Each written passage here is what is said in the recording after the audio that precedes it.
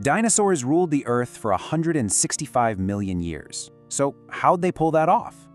To really get it, we've got to travel way back, 250 million years, to meet their ancestors.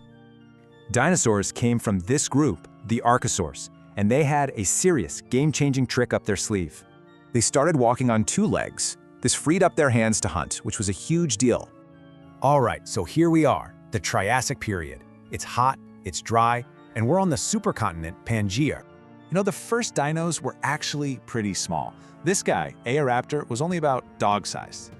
But check this out. They went through this massive growth spurt, evolving into absolute giants. Then, a huge extinction event wiped out their competition. Suddenly, the whole planet was theirs for the taking. Okay, next up, the Jurassic Period. This is when dinosaurs weren't just surviving, they were thriving. Seriously, this was the age of giants. You've got massive creatures like Brachiosaurus just dominating the landscape. But it wasn't all about being huge. Smaller, nimbler theropods showed up, looking a lot more like birds. And this is the smoking gun. Archaeopteryx is basically the link, showing how dinosaurs evolved into birds. And that brings us to the Cretaceous period, the final act in the long story of the dinosaurs. This is when a true superstar predator finally makes his grand entrance. You know who I'm talking about.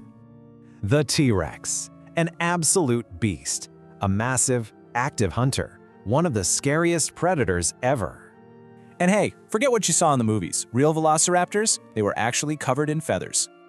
They'd been on top for 165 million years, but a catastrophe was coming, right from space.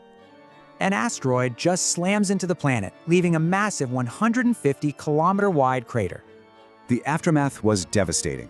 Debris blocked the sun, temperatures plummeted, and the world got very cold.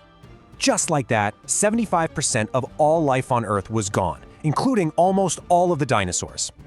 But hold on, it wasn't a total extinction. The smaller bird-like dinosaurs somehow managed to survive. So why is this so important? Well, their extinction paved the way for mammals, which eventually led to us. And what about those survivors? Yep, they evolved into all the different birds we see around us today. So yeah, the reign ended. But we're still left with so many questions, like, were they cold-blooded?